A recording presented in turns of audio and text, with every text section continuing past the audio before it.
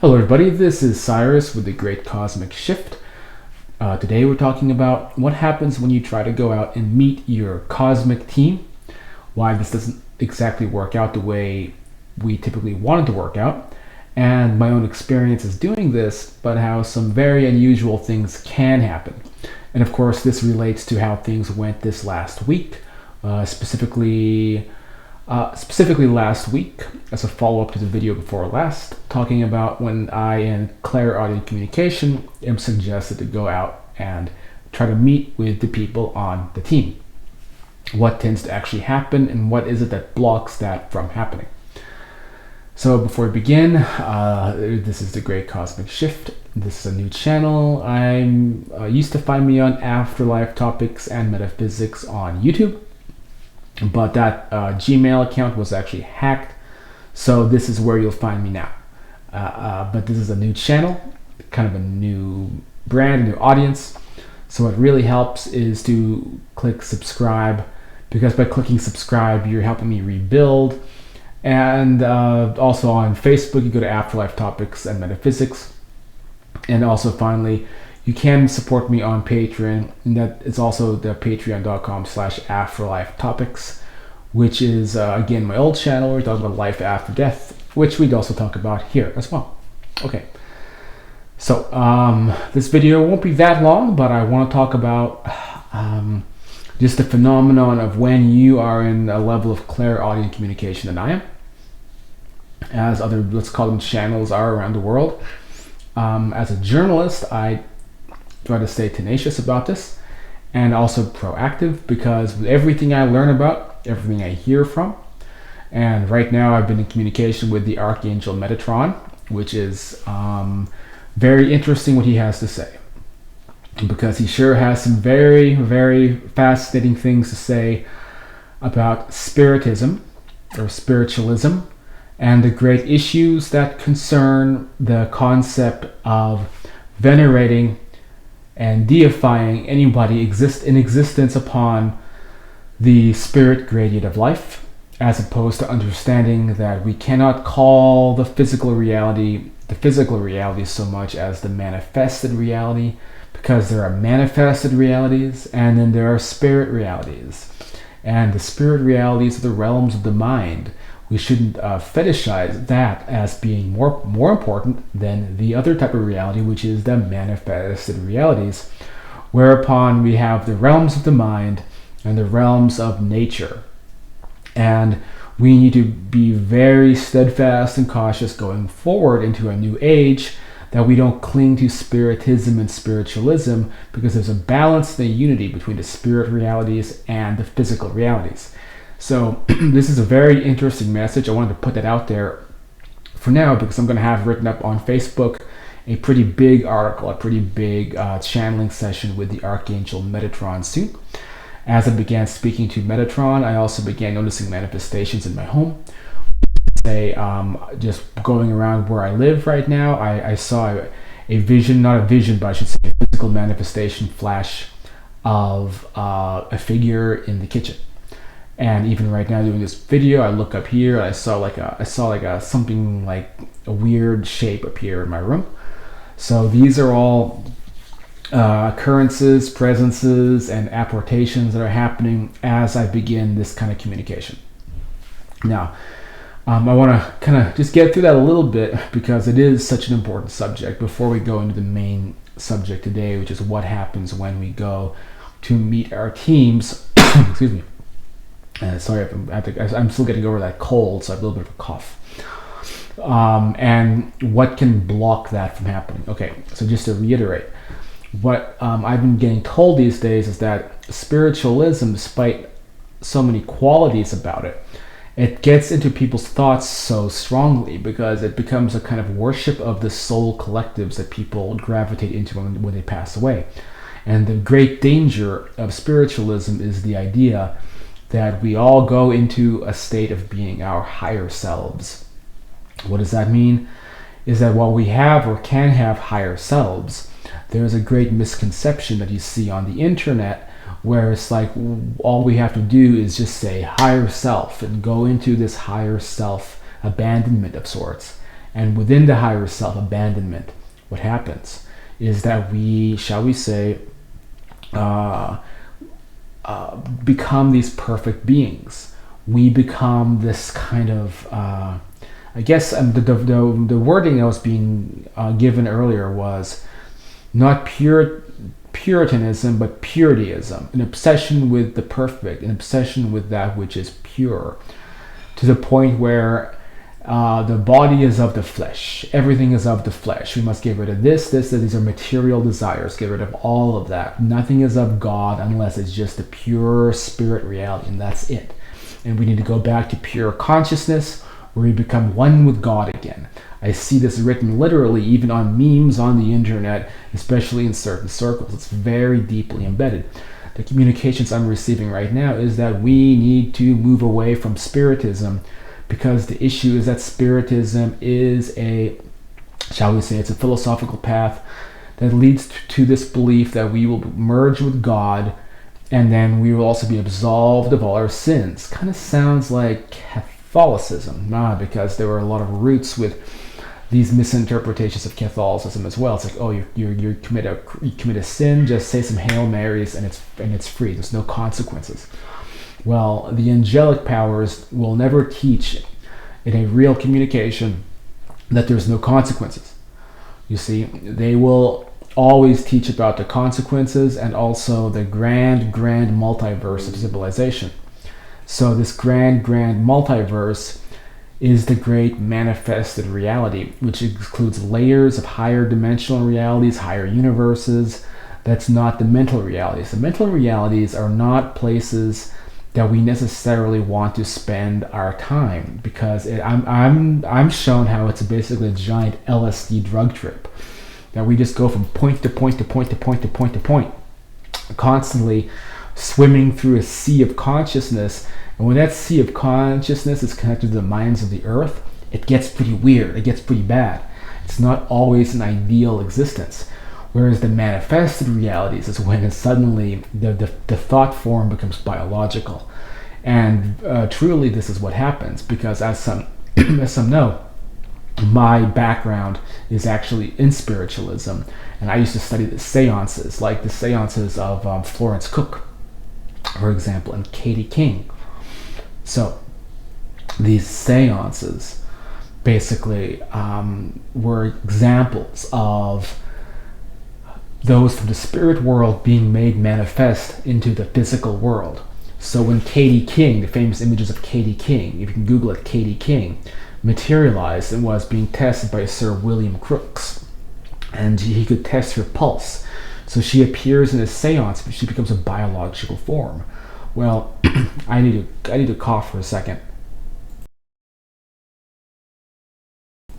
Okay, I've coughed. Now again, this stupid cold. So that is actually the act of something from the mental reality becoming physical, which is the same way that we enter into other manifested realities after death. So after death, we enter into the spirit body. That spirit body gets taken into another higher but physical and non-mental reality, where it gets how do you say it? It becomes manifested. It becomes, shall we say, it becomes solidified, becomes corporeal again, and becomes a human body again. And that's the actual process. And what does this? This silver cord. So the silver cord takes the spirit body into a new physical reality, which we could call a manifested reality.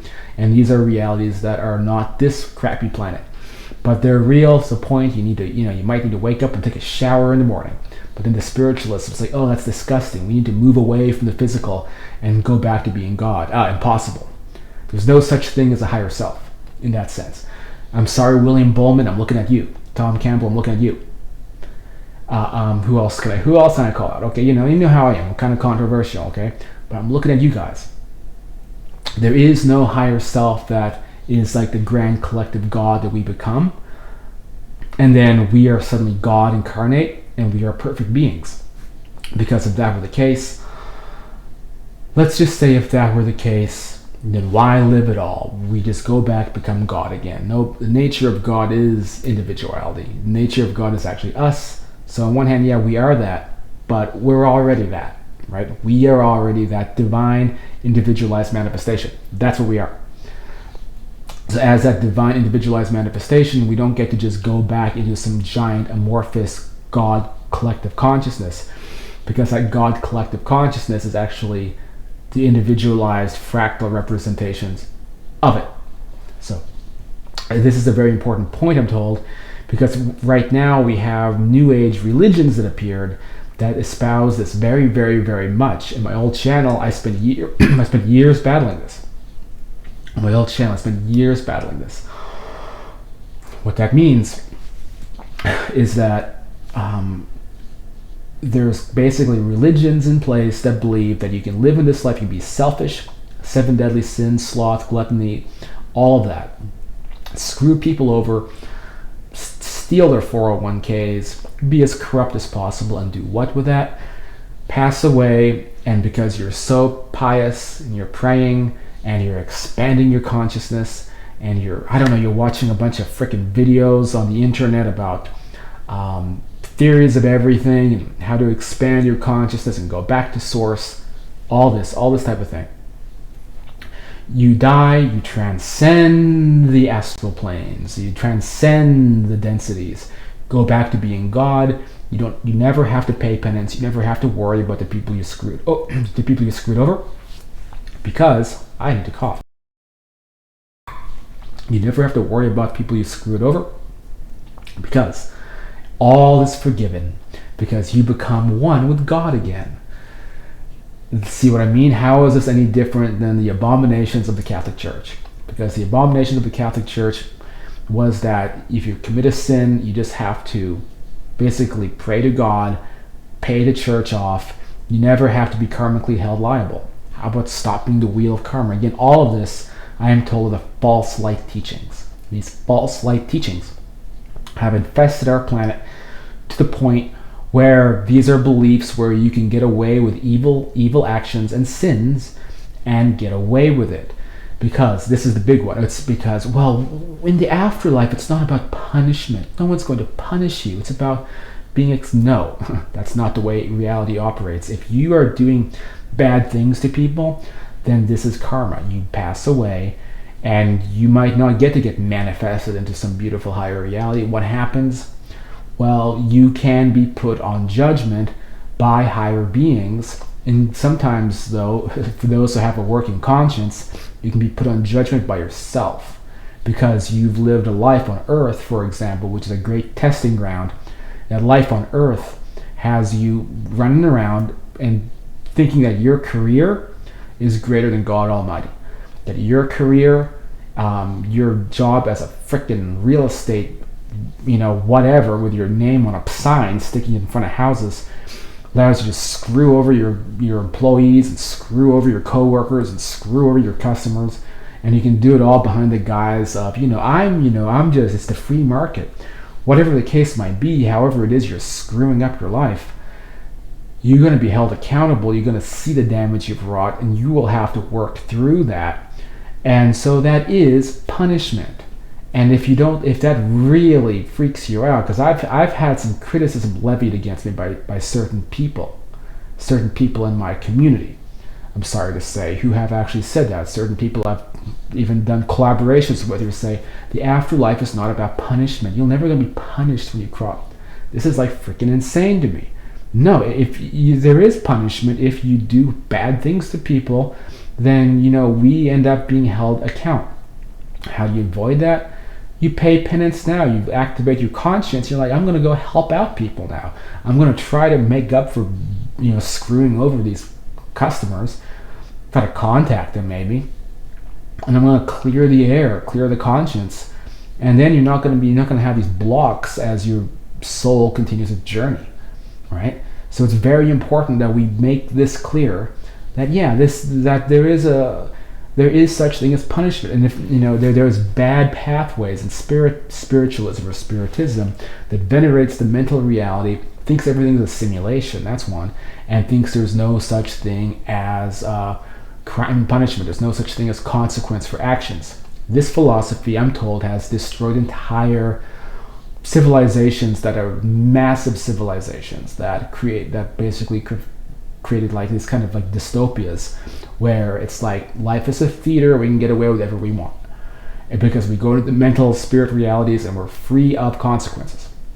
So this is Archangel Metatron's message that I wanted to give to people. Okay, that's it. It's just an important point to bring up, and I'll have a whole article about this and probably another video about this in the future. So this is the message of Archangel Metatron. Metatron is one of those ancient beings, older than Archangel Michael, and I will just say Metatron, quite a presence in our world's history.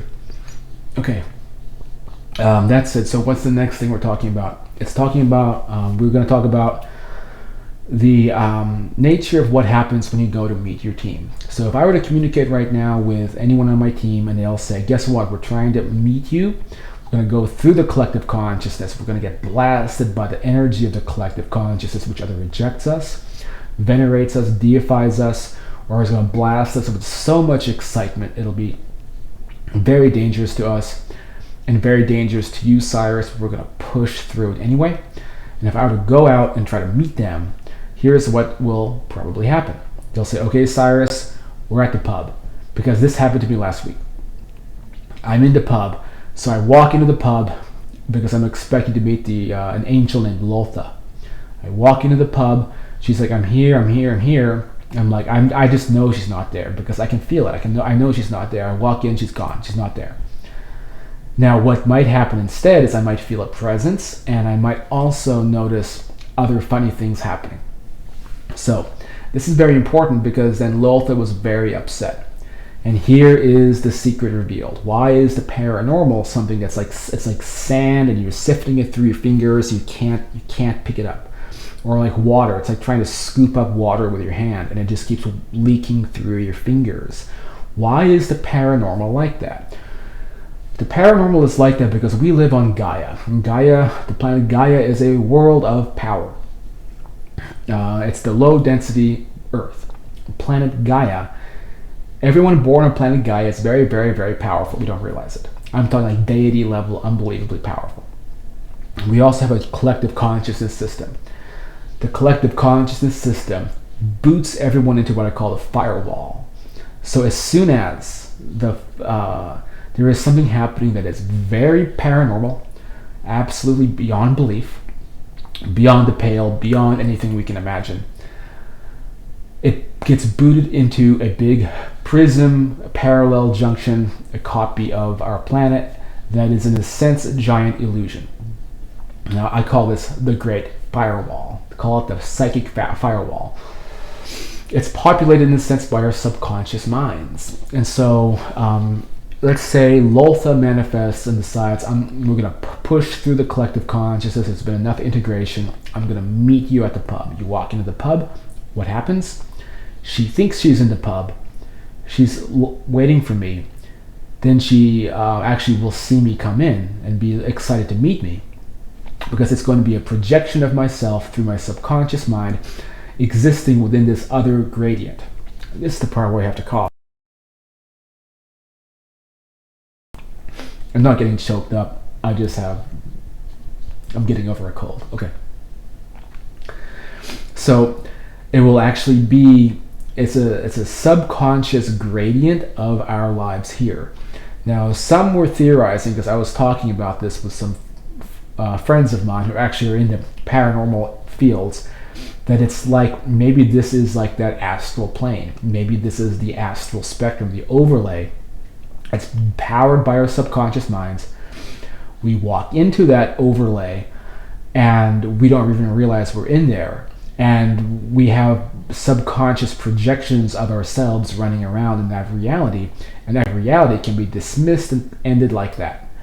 That's basically what it is. We can say that, I wouldn't go so far as to say that's the astral plane, that's the astral overlay, because it's more like, what I'm told is it's like a big decoy, and it's set up because if we didn't have that decoy, there would be people of the earth, basically, who have so much power that sometimes people manifest themselves with deity level powers. The example I was shown is, think about like Xerxes from the 300, right? Xerxes decides, I am the great Xerxes and I am going to manifest my divine power. He rises up, hovers over the battlefield, and starts obliterating his opponents and becoming the great supernatural deity. When he's done with this task, he wakes up out of it and he's in his bed. And he thought he really did it, but he got caught into the firewall, where every single major paranormal crazy thing generally gets thrown into there because humans on Earth have the power to manifest that level of power. So they get tossed into the firewall. Well, this apparently has always been going on. So let's see all the UFOs land. They think they're landing their ships, and they come out to greet everybody. And they're like, wow, it's finally working. And then it's over, and they're back in their ships waiting to visit Earth, because every time something happens that's going to rock the boat, it gets tossed into the other spectrum, and it doesn't make contact with our real lives here, even if they think it does. Even if they're meeting us, they're meeting our subconscious minds projecting. It's a system that the collective consciousness of Earth put into place to keep the planet from destroying itself. Because every single time somebody decides, I'm going to manifest paranormal power, I'm going to walk in to my job and I'm going to destroy all my co-workers using my paranormal gifts, and I'm going to suddenly become a super villain and start, they'll think they've done all this, then they'll wake up out of it. It didn't really happen. It all happened up there someplace. Meanwhile, within people's subconscious minds, I'm keeping an eye on the audio too. I don't want to overmodulate too bad. 1 second. Within people's subconscious minds, they might even have a recollection of this happening, or they might even experience it while they're sleeping. But in fact, what's going on is that it's happening in this other spectrum, this overlay. So when this first was happening with my team, I'm just going to actually lower my audio a little bit. They were very, very upset because even those in my team, the Angelic Order, other groups, all the Barons, whatever, even they weren't aware of just how this works and just how bad it can be. Because they all thought, we're going to go finally, and we're going to, for the first time in thousands of years, we're going to make full contact, and it's not just going to be mental syncing and channeling and seeing UFOs go by. We're going to go finally, because Cyrus is the guy to do it. We're going to meet Cyrus, we're going to be all over Tucson, Arizona.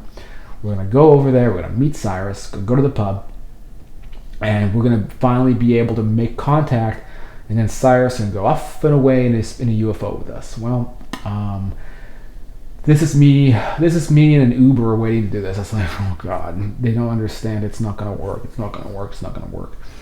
And then I make it down to Tucson, and they're like, don't you see there's a bunch of us right now in the downtown area? They're all, again, it doesn't work because there's nobody there. So I go on in to the bar, nobody. Same situation, and then they're all upset and demoralized. However, can this system be bypassed? Well, that's called the shift. The shift is when there's mass contact with those with whom we communicate to, finally getting through these barriers, through the big paranormal firewall, and then the world changes. The collective consciousness has to be ripened enough to allow it, to want it, to not be afraid of it, and then we can see it happening. So what has happened to me lately is a bunch of bizarre things. I've been able to meet with people. I've been able to meet with people who are people who we call splice-ins. These are people from the stars who have spliced themselves into our world and are hiding because the collective consciousness will kick their butts if they reveal who they are. But because of the integrations, they're able to reveal who they are bit by bit by bit. Here's a funny thing. So when that night happened, didn't work, where did I go instead? A strip club. Oh, Cyrus is just addicted to the flesh, and he's addicted to the pleasures of the world. Cyrus needs to listen to his elders. Spirit guides don't curse. You have to remember that spirit guides don't curse. This is an inside joke. Go back to my other YouTube channel. Cyrus needs to respect his elders, stop pursuing women, whatever. Point is that the strip club is actually an excellent place to go, because a lot of these collectives, they tend to sneak around as performers, strippers, people in the arts and entertainment, people in theater, people in dance, and a lot of these Aldebaran girls, they like to sneak in into strip clubs where they kind of get into people's hearts and minds. That's what they're so good at. And so the strip club is the best place to go. But Cyrus is addicted to the sins of the flesh and the ways of the world, and Cyrus needs to meditate more and overcome these desires and finally learn to die someday and merge with God and chant higher self now and be part of the supreme divine being again, and learn to just push all those habits aside and start teaching real wisdom, not this stuff created by angels who are also just of the flesh. Okay, I can't help it. I can't stop doing my impersonations of false light teachers. The point is, I went to that strip club. I sat down with a woman who I was mentally syncing and doing telepathy with, and I just started talking to her. And it's kind of funny because this is the most beautiful girl in the club, and I can tell right away there's something different about her. And it turns out she's from a magical collective, so she's from somewhere else, a different universe, a different world. And so I'm talking to her, and she's like, she's from Mexico City, but she sounds like she's from she sounds like she really sounds European. And so she looks at me and she's like, I am not a normal girl. And she's like, what we need to do is I want to go to the 5th density. So she starts talking my language without me even prompting her to do it. And I begin mentally syncing with her in real time. So I'm communicating mentally, and she has her eyes closed. We're sending and receiving images. And I'm testing. I'm saying, I just said blah, blah, blah. Can you hear me? She says, yes, I can hear you. And so we're now communicating by mentally syncing. And she's all but revealing that she is on the inside. Wait, all but? No, she is revealing. So she's revealing she's on the inside. So I leave the club and go back home, and I begin mentally syncing my thoughts to her later. And she's like, the collective consciousness was kicking my butt for that. I feel sick. She felt like, I don't know, she felt like she got kicked by a horse. Like she was very, very ill, very sick, and very achy, because all this energy was pouring into her from the collective consciousness because of her breaking her character for me. And this happened the same night. And a couple days before, it happened again with somebody I met here in town, who all but revealed who they were as being Ashtari. And so this is something that's happening. Don't mind me if you hear me. I'm trying to, my microphone is clipped to my hair, which is causing me to it's like causing my ear to tingle. Okay. So this is how it keeps happening. So we have the Ashtari, the Aldebarans, and a host of other groups that are hiding under the surface on Earth. And right now they're beginning to wake up, and they're beginning to leave those personas and begin to act differently and act funny. I've been seeing this happen all over my town on a pretty big level. Now this is important to talk about, because that's what's really happening. That's what's really going down. But if a large group tries to force it and land in the spaceship and start walking around and being completely, shall we say, completely out of character, what happens? You get bounced into the firewall, where all the paranormal weird stuff happens, and that's where you stay until you realize you never landed at all. The people who are already here, like my exotic dancer friend, those people are the ones who are being unspun. How can you do this at home? Practice mental syncing. I have guides and other videos and on Afterlife Topics. Create subconscious prompts. Begin communication with an Arcturan who is my spirit guide. Push it into your mind like a book. Wait. And learn to accept and be without fear, because the thing that stops people from mental syncing is a subconscious block. That's it. If somebody is subconsciously opposed to it because they're scared of it, or they think that these are higher beings, they're like up here, like you're down here, they're up there, it's no. I'm picking up the pieces all the time with my team. They sometimes get over emotional, and problems happen. And I'm Joe therapist a lot of the time with these guys. So they're not up here and we're down here, not at all. Sometimes it's even the other way around. Sometimes we're looking after them. So so if you learn to relax with it and flow with it, you can start having experiences where you can have two-way engagements of telepathy, and then you can go out into your home city and start looking for people in collectives and try to bring them out of it. If you're one of these crazy people with like weird social skills, you can look around town for people who look different, who look funny, and then you sync your thoughts to them. Like, excuse me, are you are you from around here? And if they respond back to you and they're like, actually, I'm from an Aldebaran planet, and I'm within the temple of Persephone. You can go up to them and be like, hey, were we just mentally communicating? Are you an Aldebaran? And then then you're crazy, right? I don't know, because they might do something like say, an Aldebaran, what's that? I'm so curious. Can you tell me more, please? And then that's actually the process of them getting out of their characters and kind of caressing the collective consciousness.